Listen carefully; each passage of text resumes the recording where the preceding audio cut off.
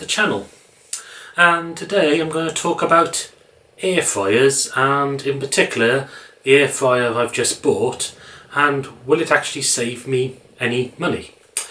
So a couple of years ago, about a lot at this time last year, so just before Christmas in 2022, there was a lot of articles on things like the BBC News, in magazines, about air fryers, about them being a more efficient way to cook, and therefore during the high inflation times, it's still times of high inflation, people were buying air fryers to save money. And my parents, we had a discussion with them about this, and there was programs on the radio where they were discussing the pros and cons. And at the time, myself and my partner decided it wasn't worth going for an air fryer because of our solar panels. We have an electric oven. It's a double oven, so we have two ovens on it and a grill. So technically, there's three electric heating spaces on our cooking system, plus the gas hob on top. But because we have excess solar, throughout most of the year, we're just using that if we need to put the oven on. So we decided it wouldn't be worth buying an air fryer because it wasn't going to save us that much.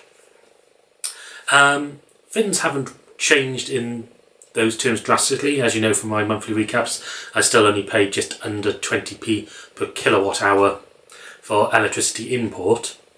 But what has changed is, first of all, because the demand for air fryers has now dropped, and there's also more on the market because more people are supplying them, and the prices have dropped, which made them a little bit more attractive. And also what happened is that, this sounds a bit more like an aside, both myself and my partner were on PlusNet Mobile due to some sort of competition regulated deal they were doing, I think with BT or O2. PlusNet had to stop their mobile service, which meant that we could either go to EE and pay a fortune because their SIM-only deals are very expensive, or we looked somewhere else, and we ended up both of us going to ID Mobile, because we found that they pretty much had pretty cheap SIM-only deals and were comparative to the deals we already had. So I signed up first with ID Mobile, and they then give you a referral code, and I've put that referral code down below in case you do want to thinking of moving mobile suppliers and you are interested in ID Mobile. And when I got my referral code, I gave it to my partner. She then signed up for ID Mobile, and then after a couple of months, both of us got a £15 gift voucher for curries. And there's nothing that we particularly wanted in curries, but we had £30 to spend on these gift vouchers, so we thought we would go for try an air fryer. So the air fryer we bought is this one, so there's a picture on the screen. It's a Logic one, so I think Logic are Curry's own brand. Its RRP is apparently £100 according to their website, and it was advertised at that price for some time during September, I think. But it often seems to be reduced down to about £60, and that's the price we paid for it, plus then using those £30 worth of vouchers, so we got it effectively for £30, and also I used Quidco, which is a cashback website, which remarkably is free to use, so that also gave us another couple of percent, so it meant that we ended up paying about £28 for it. Again, I'll put my Quidco referral code down below in case anybody fancies using these cashback websites. So that was our outlay for the air fryer, and we bought it just mainly to have a go and see what it was like. So the one we've bought, as I say, is a Logic one. It's a single drawer, it's 5.2 litres, and it has a power rating of 1700 watts or 1.7 kilowatts. So before I move on, I'm just going to go briefly over the science of air fryers and why people think that they will save the money on energy bills, or why they're more efficient. So the way a conventional oven works is you have a heating element and a space.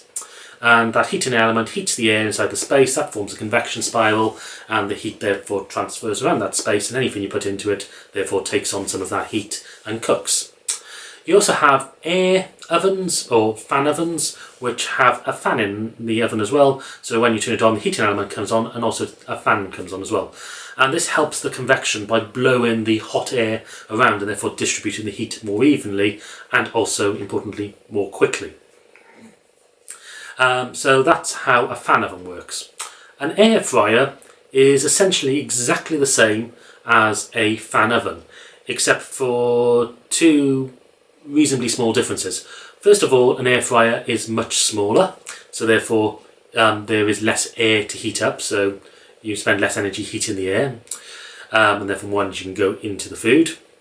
And also, they have a much more powerful fan in there than a fan oven, or a comparatively more powerful fan, which means that the air gets distributed around much quicker. So these are why that they're claimed to be more efficient. So we've had our air fryer now for about 3 weeks. When we do cook things in the oven, but it's mainly things like pizzas, chips, meatballs, garlic bread, that's the sort of stuff we cook in the oven. Sometimes we do a roast. So for the air fryer, so far we've tested it on reheating some crisscross chips from Morrison's. That was the first thing you cooked in it. We've also used it to cook meatballs and garlic bread together. We've used it to cook garlic bread by itself, and we've also used it to cook some hash browns. So first of all, just from the point of view of the food experience after cooking it in the air fryer, what we found is that it cooks the food absolutely fine. We found with the things like the garlic bread and the hash browns, and also the crisscross chips, which are reheated, that they actually get quite crispy on the outside, so you get quite crusty garlic bread, and the inside of it is still quite soft, which is a bit different to how I tend to do it in the oven, or how I found the stuff from my normal oven comes out. In terms of the crisscross chips, we would normally put those in the microwave to warm up, and then it goes a bit soggy. So getting those crispy again was quite a pleasant surprise. So from the food point of view, it works. Cooking two things like the garlic bread and the meatballs in the same time, that was fine as well. We just separated the garlic bread from the meatballs with a bit of tin foil, which is what we would do on the oven anyway, but on the oven we would normally stack it on different shelves. We can buy accessories for the air fryer, things like racks to put inside so you can have different layers. We haven't tried that yet. Might try that after Christmas. So let's talk about the savings then. So these are sort of back of the envelope calculations. Obviously it's going to depend on what you're cooking, how efficient your oven is, how many people you're cooking for, and all that sort of thing. Because there's only two of us, we can fit pretty much everything we want into that air fryer drawer.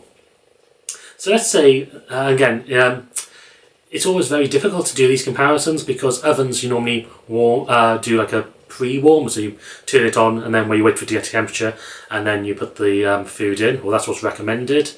I have to admit, when I'm doing things like garlic bread, I don't do that. I just stick the garlic bread in, turn it on, let it get to temperature and give it a couple of extra minutes to cook through, unless I'm doing a cake, in which case I do pre-warm it, and then doing that pre-warm obviously just uses energy, but you're not actually cooking the food. So as I say, these are very rough calculations. So what I base this on is, if my oven, which is a 2 kilowatt oven, and I cooked for 1 hour in there, it would in theory use 2 kilowatt hours. Again, that's not true, because when it gets to temperature, the heating element turns off, and when it detects a drop in that temperature, it turns the heating element back on to maintain the temperature. So when you are cooking with an oven, it's not using the same power all the way through. So as I say, very rough calculation that.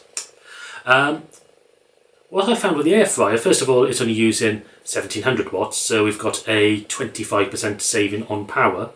But what I've also found with the air fryer, I don't know if it's just because it heats up quicker, or because it's a smaller volume and therefore more heat gets concentrated on the food, or whether it's just that powerful fan making sure the heat is really evenly distributed to the food. I found that in general it takes about 25% less time than the oven. So with something like the garlic bread, it typically takes 16 to 18 minutes. I put it in the other day for 12 minutes and it came out cooked and absolutely fine. So there's a saving in time, and that's actually one of the reasons why we bought it, is just to save time when we're cooking. You know, saving 5 minutes here and there may not sound a lot, but with my current job where I'm having to go out and tutor in the evening, saving time on the cooking is actually a real benefit to me. But let's go back to the price. So if I cooked something in the air fryer for the equivalent of the oven, which would I say would be 45 minutes, and it's using 1.7 kilowatts constantly. Again, I think with the air fryer, the heating element would be turning on and off inside it. It would actually just use 1.275 kilowatt hours. That's compared to the 2 kilowatt hours in the oven. So it's a saving of it's a saving of 36.25%. So that's the general power savings or energy savings we are making every time we use it. So again, it depends on what we're cooking. If we're just cooking for, you know, saving the equivalent of the 20 minutes on the garlic bread, that on our current tariff, that would cost us in the oven about 13p, based on 20p per kilowatt hour. 2 kilowatts being used, let's say that's being used consistently. Yeah, so it costs about 13p to cook that garlic bread for 20 minutes. In the air fryer, because we have that saving, it would cost us roughly 2/3 of 13p, so it cost us about 9p. So we're only saving about 4p per cook. So in terms of money, it's probably not going to pay back for a very, very long time. And with the solar panels, the solar is going to not have any payback at all. Obviously it is using less energy, so it's more green, it's better for the environment, so we can look at that as a positive. And I say the main actual benefit is actually saving that time for us. So yeah, so that's been my experience with the air fryer. So cooking with it is fine, it saves time, money saving, depends on the tariff you're on, what you're cooking, how often you're using it, and how you're using it. So for me, I don't think the savings in money is really worth it, but for the other two elements, absolutely fine for that. Anyway, if you haven't subscribed, please hit the subscribe button, and thank you for watching.